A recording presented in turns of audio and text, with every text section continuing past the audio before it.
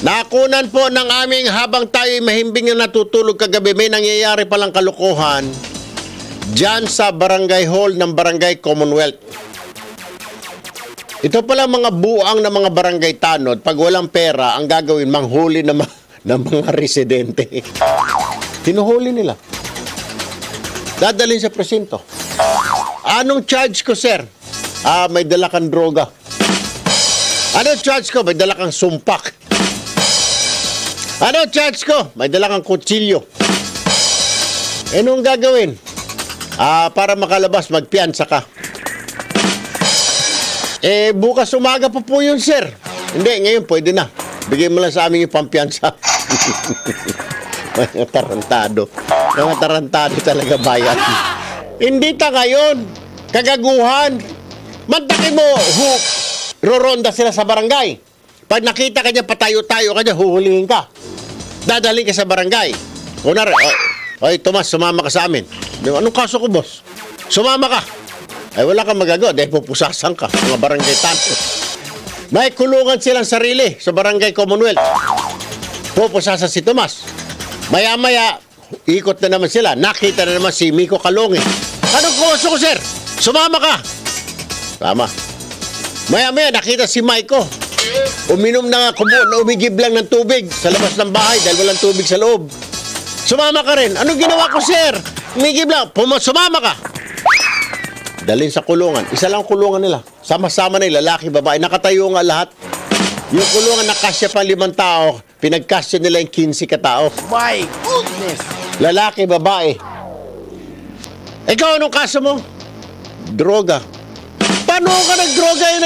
Naglalakad lang ako. Hindi, ito may nakuha kami, shabu, sachet.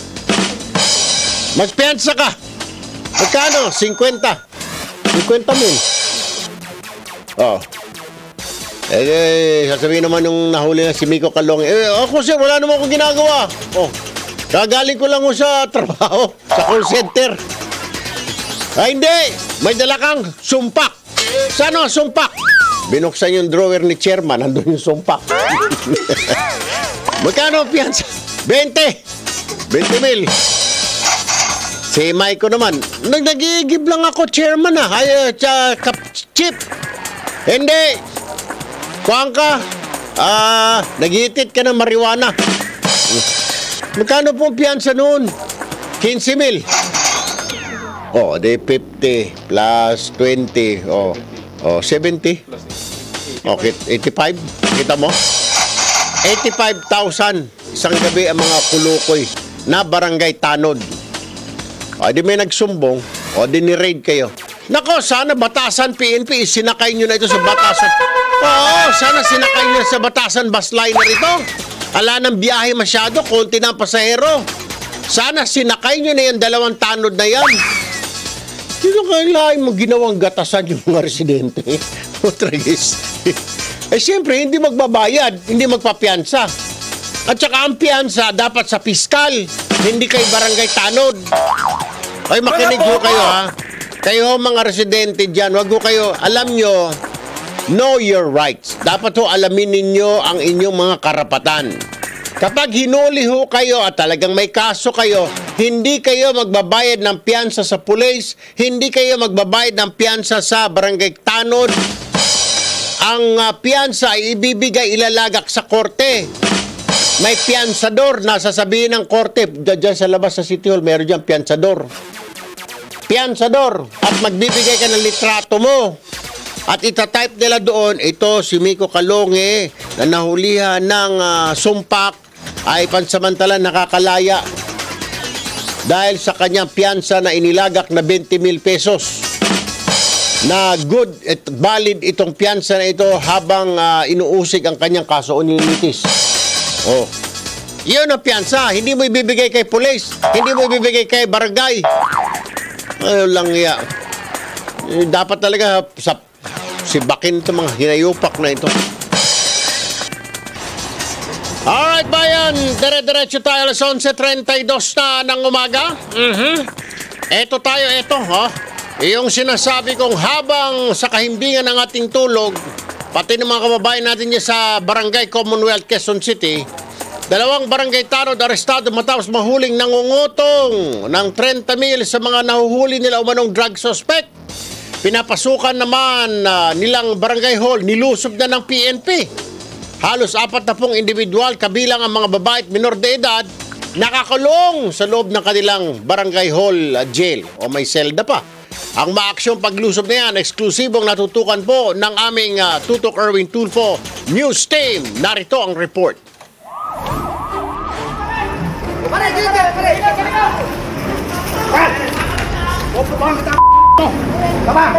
Ito ang aktual na paglusob ng mga tauhan ng Batasan Police Station sa Barangay Hall sa Barangay Commonwealth sa Quezon City kaninang madaling araw.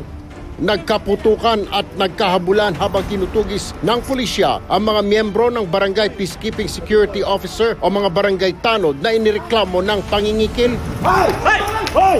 Pupunta ka ta! Ta! Hoy! Oh! Hey! Pupunta ka! Meron dito! Ito, may pumasok dito ka dito! Taas kamay! Taas kamay! Yo! Yo! Yo! Yo! Labas! Labas! Dito! Dito! Dito! Tapa! Agad nahuli ang isa sa mga target na kinilalang si Burley Paul, 52 anyos. Arestado naman ang sinasabing kasabwat niya na si Rolando Ferreira, 58 anyos. Kwento ng kapatid ng biktima, hinuli raw bandang alas 2 ng hapon kahapon ang kanyang kapatid na namamalengke lang sana sa Commonwealth Market. Ang kinakaso umano ng Barangay Section 5 ng RA 9165 o ang pagbebenta ng ilegal na droga. At para makalabas daw ang kanyang kapatid, hinihingan daw sila ng mga umaresto mula sa barangay na 50,000 pesos. Kakasuhan daw sila nung Section 5, hindi ko po naintindihan kasi hindi. Opo, wala naman po. Ang ginawa sa kapatid ko, pinahubad po sa kanya yung mga damit niya lahat. In-inspection ng buong katawan niya, wala naman daw pong nakuha sa kanya. Ang unang usapan, 40. Yung asawa ng kapatid ko, nakikipagtawan sa mga hayop na yan hanggang sa mauwi sila sa 30. 30,000 po. Doon nagsumbong na ang mga kaanak sa Batasan Police Station na agad namang nagkasa ng operasyon. Bandang alauna kaninang madaling araw isinagawa ang entrapment operation kung saan positibong kinuha nga ni Paul ang mark money. Gate naman ni Paul. Hindi po ako ang tumanggap. Pinasa lang sa akin. Andito na ako. Sa paglusob ng pulisya sa Barangay Hall, doon tumambad ang isang kulungan kung saan may mga presong iginigiit na kinikikilan daw sila ng mga empleyado ng barangay. Nahingi na ng 10,000 pati mga 20 mil po. Kami, mga 3 kaso namin, hindi pa kami nagiging ng pera po kami. Ilang linggo na nakulong dito? Meron po 3. Ilang linggo na? Opo. Ang kaso nyo? Wala po, bagasa lang po. Bukod sa iligal na pagkulong, halo-halo rin daw sila sa loob kasama ng mga babae at menor de edad. Drugs daw po. Negative po ako. Hindi ko po alam. Tapos po nangingi po ng 70,000. Sino ang nangingi? Sino? Si EXO po. Sino? EXO po. EXO ng barangay? Opo. Wala naman po akong ganun kalaking pera. Drug test po ako kanina. Negative po ako At ang matindi pa, may ilang mga preso na pinakita pa ang pasa nila sa mga katawan. Pinapadil po kami, pinapalok sa ulo. Inaano po kami, pinapahirapan. Sa kabuuan, nasa 39 individual ang iligal na nakakulong sa selda ng barangay. Katwiran naman ang isa sa mga kagawad, pulisiya raw nila ito sa pagdidisiplina sa kanilang mga pasaway na residente. Actually, wala naman, yung pasa niya, wala pong kinalaman ng barangay sa mga pasa niya. Kasi kaya, sila ng 2 ayun po, wala pong katotohanan. Na-recover naman sa opisina ng Barangay XO ang mga baril, di mabilang na dami ng panaksak gaya ng kutsilyo at itak, pera at nakuhanan din ng droga. Galing sa loob positive Galing sa loob! Nakita niyo na! Positive! Kasong extortion ang kakaharapin ni Paul at Ferreira habang posible namang maharap ang mga opisyal ng barangay sa kasong serious illegal detention dahil sa pagkakanlong at pagkulong sa halos 40 individual. Erwin Tulfo, Radyo Pilipinas. Ay, nako. Ayun ho ang hindi ba panahon mo pa o nasa kongreso ka pa inalis na yung bagansa na yan? Wala na tayong wala na talaga dapat yan, pero wala yung mga ganyang klase, kaya naman nanggagaling ang problema ng lahat ng nasa serbisyo publiko. Walang tiwala ang tao sa ating mga elected official dahil mga sa ganyang nangyayari. Kaya kahit anong sabihin ninyo, hindi na sila naniniwala sa atin. Kaya dapat gawin natin ang lahat. Kung sabihin nga sa English, throw the book at them. Correct. Dahil ang mga binibiktimize nila ay pangkaraniwan na tao na hindi naman talaga wala hindi tama yung ginawa. Hindi sila dinagay diyan para gawin yan. Correct. Nasa linya rin po natin ngayon si Colonel Joel Villanueva, ang hepe ng Quezon City Police Station 6. Magandang umaga, Colonel Villanueva, sir. Sir, good morning po, sir, sa ating mga nakikinig na... Kasama rin natin ngayon dito sa studio. Kasama ko ngayon si dating Senador Bongbong Marcos, Colonel. Sir, good morning po, sir. Good morning, Colonel.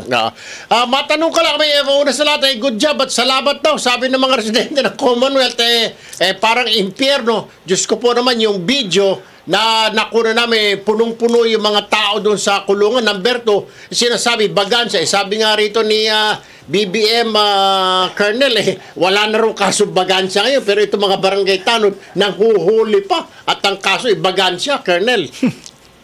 Oo nga po, sir. Ang karamihan ko sa mga yung nasa loob po ng kulungan, ang kaso lang po yung nag-inom, nahuli yung susugal,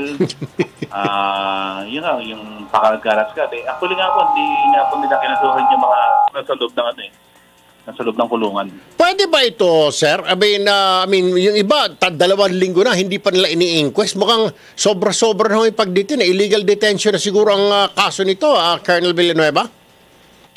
Hindi po tama yun kasi kung once na tinulong mo yung isang tao, dapat po ay kakasuhan nyo po yan para po madala sa piskal. Saka yung mga kaukulang papeles po, hindi po nasusunod.